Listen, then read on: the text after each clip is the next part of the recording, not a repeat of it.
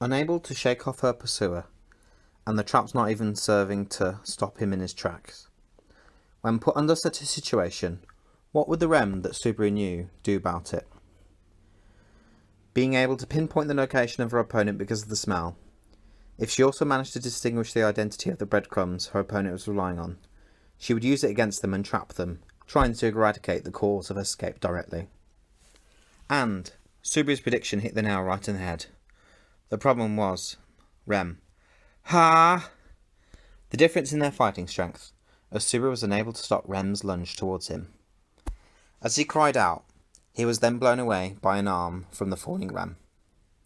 Truthfully, Rem moving around to that extent despite not having the full use of her legs, and his body immediately jogging into action to try and catch her, were both things that went beyond what he expected.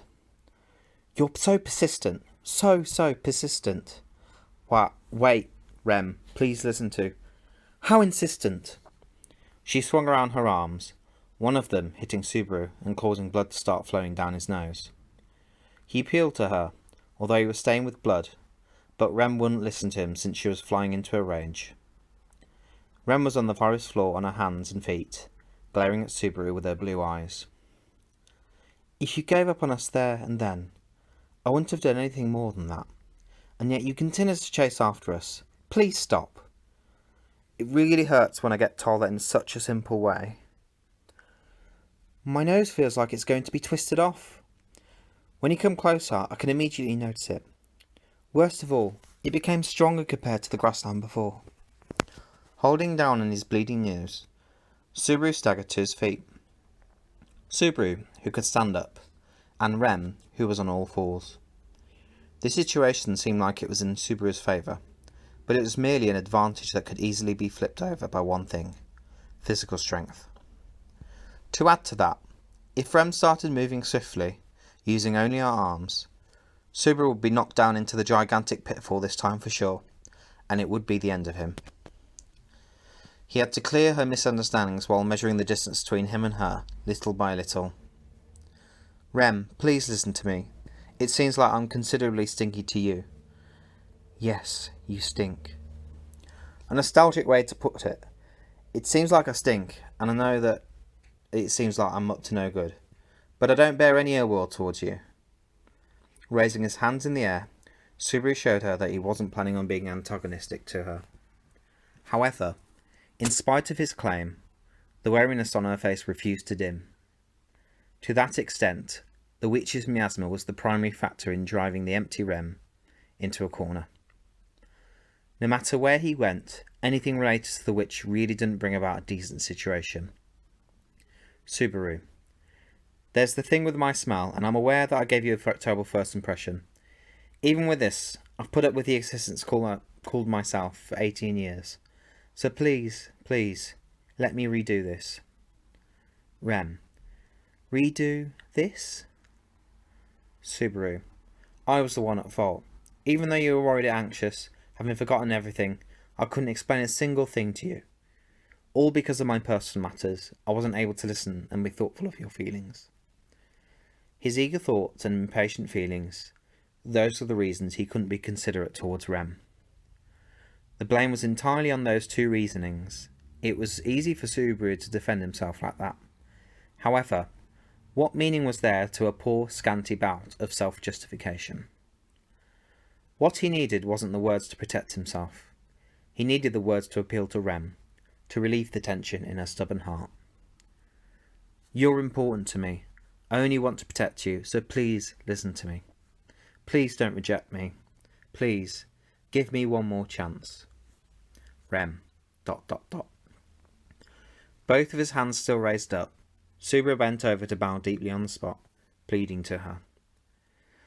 He didn't know if he was able to be sincere towards her with his whole body and his soul, but he at least put his inner feelings into it. If it would sway Rem's heart even a tiny bit, if she could give him the opportunity to explain himself. "Rem, is that all you have to say?" Subaru, "Eh?" "Rem, is that all you're offering an explanation to me for?" Subaru timidly raised his head from the reply he received from her. The emotion that was thick in her voice was different from what he had hoped for.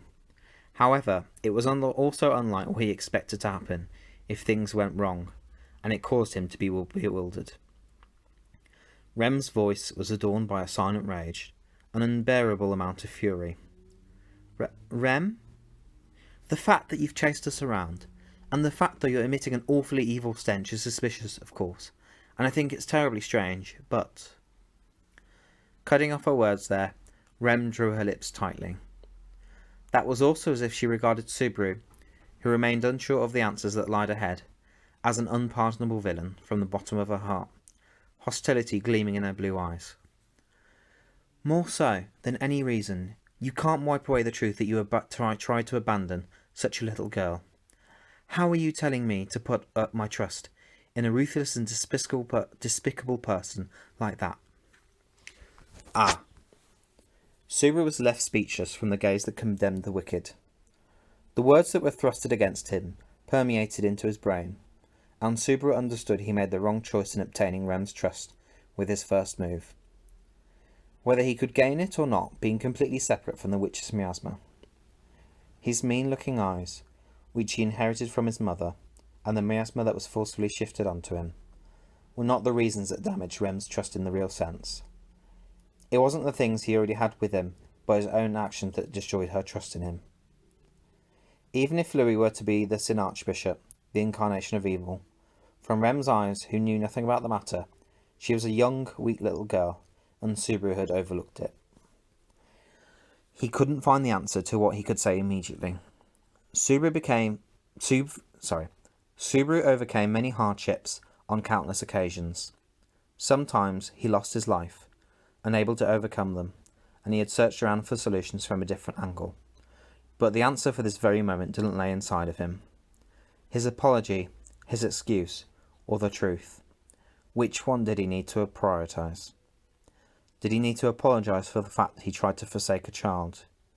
Does he need to make excuses to gloss it over, saying he had the reason to do so? Or does he tell her the truth, that the weak little girl was actually a young monster? No matter which one he picked, he didn't feel like he could change the distrusting stare from Rem, who was in front of him.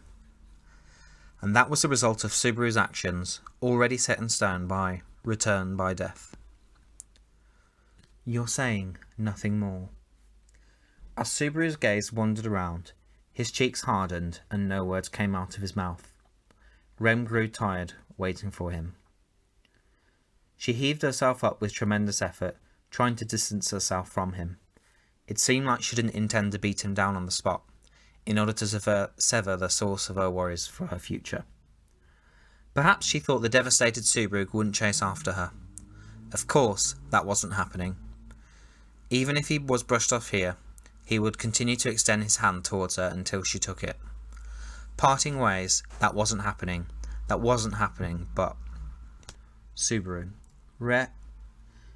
Changing the direction of his body, Subaru tried to call for Rem, who was about to leave this area, to stop. Firstly, he called her name, not thinking of any other words to continue his sentence, simply trying to call for her. And then, Subaru... As Subaru nearly reached his hand towards the back of Rem, who twisted her body around, a change occurred in his field of view. It was a tiny flicker of a shadow, beyond the dense trees, and he recognised it. Rem! It's coming. Faster than the thought emerged into his mind, Subaru threw himself at Rem's back. Caught off guard by his sudden action, Rem stiffened her petite body. It was the moment he embraced her small body, as if he was wrapping himself around it, that an arrow that was released from the heavy, powerful bow flew over their heads, and a hulking tree was blasted away, having the centre of his trunk pierced through.